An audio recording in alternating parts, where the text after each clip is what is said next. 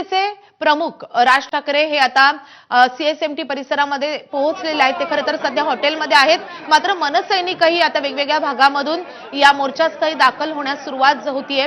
अविनाश जाधव मनसेचे नेते हे देखील आता लोकलनं या ठिकाणी रवाना झालेले आहेत। त्यांच्याशी संवाद साधलेला आहे आमचे प्रतिनिधी अक्षय भाटकर यांनी। आपण पाहूयात।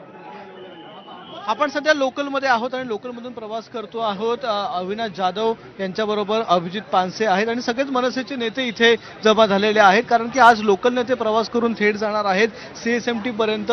आणि या सीएसएमटी पर्यंत जाताना आपण देखील त्यांच्यासोबत आहोत, कारण की आज सत्याचा मोर्चा निघणार आहे आणि या सत्याच्या मोर्चामध्ये इथे सहभागी होण्यासाठी हे सगळे मोठ्या प्रमाणात कार्यकर्ते मनसेचे पदाधिकारी हे जमा झालेले आहेत आणि ट्रेनमधून प्रवास करतात। आपण सुरुवात करूया अविनाश जाधव यांच्यापासून। सर, काय सांगाल आजच्या या मोर्चाच्या संदर्भातली आपल्याकडची माहिती काय आहे? कारण की ठाण्यामध्ये देखील अनेक बोगस मतदार आहेत, ते होते आणि राजन विचारे यांनी तर ती यादीच जाहीर केली होती। आपण या संदर्भातलं आज काही हे करणार आहात का, एक्सपोज करणार आहात का? मला असं वाटतं की आजचं सन्माननीय राजसाहेबांचं भाषण हे संपूर्ण देशाला कळून येईल की मतचोरी कशाप्रमाणे होतात आणि दुबार नावांचं होतं काय नक्की। आजच्या सभेतलं, आजच्या मोर्चातलं सन्माननीय राजसाहेबांचं जे भाषण आहे ते अतिशय या सगळ्याच्या बाबतीतलं महत्त्वाचं असेल। खरं तर आमच्या ठाण्यात प्रचंड घोळ आहे। म्हणजे उदाहरणार्थ आमच्या ठाण्यामध्ये भिवंडीमध्ये एक ग्रामपंचायत आहे, त्या ग्रामपंचायतीची लोकसंख्या 1000 की 1100 आहे आणि मतदार 2400 आहेत। जर 2400 मतदार असतील आणि 1100 गावाची लोकसंख्या असेल तर उरलेले कोण एलियन्स येणार आहेत का मतदान करायला, की एलियन्सचे नावं नोंदवली गेली आहेत? तर ही सगळी खोटी नावं, महाराष्ट्रातल्या बाहेरनं येणाऱ्या कामगारांची नावं या लोकांनी घुसवलेली आहेत आणि एका गोडाऊनवर 550 नावं नोंदवून। तर मुंबईमधल्या सभास्थळी ठाकरेंच्या शिवसेनेचे कार्यकर्ते मोठ्या संख्येनं दाखल झालेत। घोषणाबाजी करत निवडणूक आयोगाचा ते निषेध करतायत। आढावा घेतलेला आहे आमच्या प्रतिनिधींनी। आपण पाहूयात।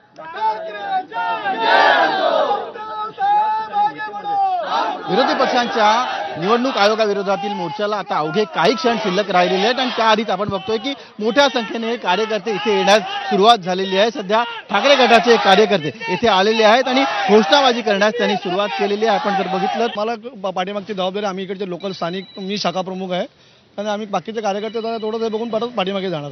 बरेचसे आमच्या आता हे जवळ आम्ही 100 लोक आहेत, अजून बाकीचे बरेचसे लोक येणार। मोठा उत्साह दिसतोय कार्यकर्त्यांमध्ये।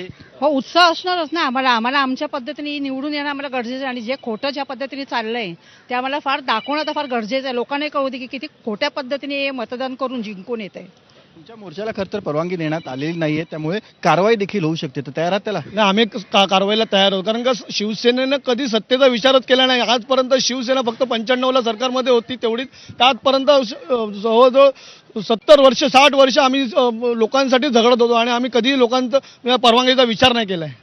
आतापर्यंत अनेक घोषणा, आतापर्यंत तुम्ही अनेक आंदोलनं तुम्ही केलेली आहेत, मात्र निवडणूक आयोग काही त्याची दखल घेत नाही। काय वाटतंय, मोर्चाचा परिणाम होईल?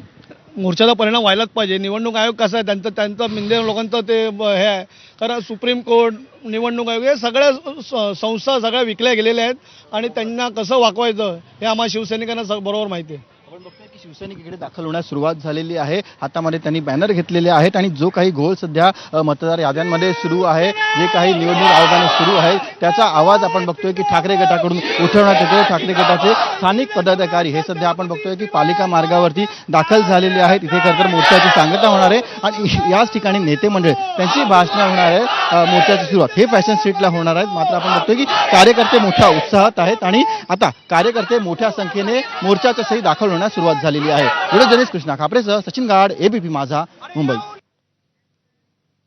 तर मविया आणि मनसेच्या मोर्चानंतर बीएमसी चौकामध्ये नेत्यांची भाषणं होणार आहेत। यासाठी इथे भव्य स्टेजची उभारणी करण्यात आलेली आहे। या स्टेज संदर्भात आढावा घेतलेला आमच्या प्रतिनिधींनी। आपण पाहूयात।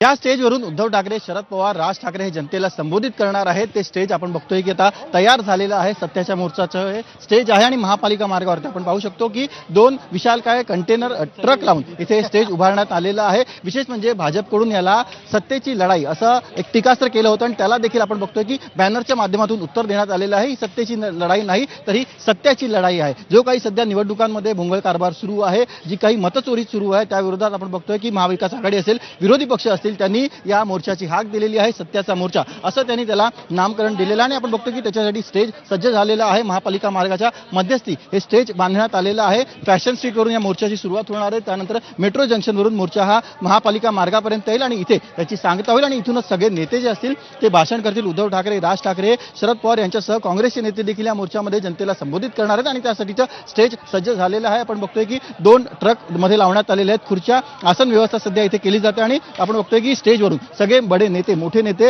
हे जनतेला संबोधित करतील. या खतर मोर्चाला पोलिसांनी परवानगी दिलेली नाहीये. मात्र असं असलं तरी महाविकास आघाडीचे नेते असतील, राज ठाकरे यांचा पक्ष असेल, हे सगळे मोर्चावरती ठाम आहेत आणि जरी कारवाई झाली तरी आम्ही कारवाईला सामोरे जाण्यास देखील तयार असल्याचं याआधीच नेत्यांनी सांगितलेलं आहे. आपण बघतोय की राज ठाकरे याआधीच दक्षिण मुंबईमध्ये दाखल झाले आहेत. आता काही वेळातच उद्धव ठाकरे हे देखील या मोर्चाच्या ठिकाणी निघेल. फॅशन स्ट्रीटवरून इथे मोर्चा सुरुवात होईल. त्यानंतर मेट्रो जंक्शन आणि महापालिका मार्गावरती सांगत होईल. त्यानंतर सगळे नेते इथे असलेल्या सगळ्या जनसमुदायाला याच मंचावरून संबोधित करतील. व्हिडिओ जर्नलिस्ट कृष्णा खापरेसह सचिन गाड, एबीपी माझा, मुंबई.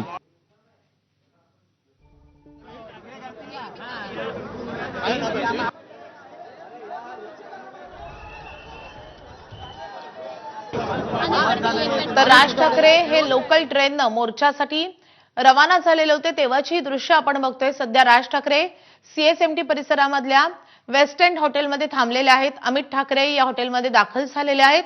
उद्धव ठाकरे हे देखील काही वेळातच या ठिकाणी दाखल होतील आणि त्यानंतर मोर्चाच्या ठिकाणी रवाना होतील आणि त्यानंतर काही वेळातच या मोर्चाला सुरुवात होणार आहे. दुपारी 1 वाजताची मोर्चाची वेळ आहे. या मोर्चाच्या ठिकाणी जय्यत तयारी करण्यात आलेली आहे. मोर्चाच्या शेवटी बीएमसी जवळ आता भव्य स्टेजची उभारणी करण्यात आलेली आहे. याच ठिकाणाहून नेत्यांची भाषणं होणार आहेत. त्यामुळे राज ठाकरे, उद्धव ठाकरे, त्यासोबतच राष्ट्रवादी आणि काँग्रेसचे ज्येष्ठ नेते या ठिकाणाहून या मोर्चानंतर जनतेला काय संबोधित करतात याकडे सगळ्यांच्या नजरा आहेत. राज ठाकरे आज नेमकी काय भूमिका मांडतात, निवडणूक आयोगाला काय सवाल विचारतात हे देखील पाहणं तितकंच महत्त्वाचं असणार आहे. या मोर्चाला परवानगी मिळालेली नाहीये. पोलिसांनी अजूनही या मोर्चाला परवानगी दिलेली नाहीये आणि त्यामुळे पोलिसांनी या परिसरात जरी जय्यत तयारी केली असती, पोलीस बंदोबस्त तैनात केला असला तरी देखील या मोर्चानंतर आंदोलकांवर कारवाई होण्याची शक्यताही नाकारता येत नाही. मवियासह मनसेचे नेते ठिकठिकाणून आता लोकल ट्रेननं प्रवास करतायत आणि मोर्चाच्या ठिकाणी दाखल होत आहेत. आपण पाहिलं पुण्याहून काही कार्यकर्ते निघालेले आहेत, नाशिकहून कार्यकर्ते निघाले, ठाण्यावरूनही कार्यकर्ते लोकलच्या साह्यानं या मोर्चास्थळी दाखल होत आहेत.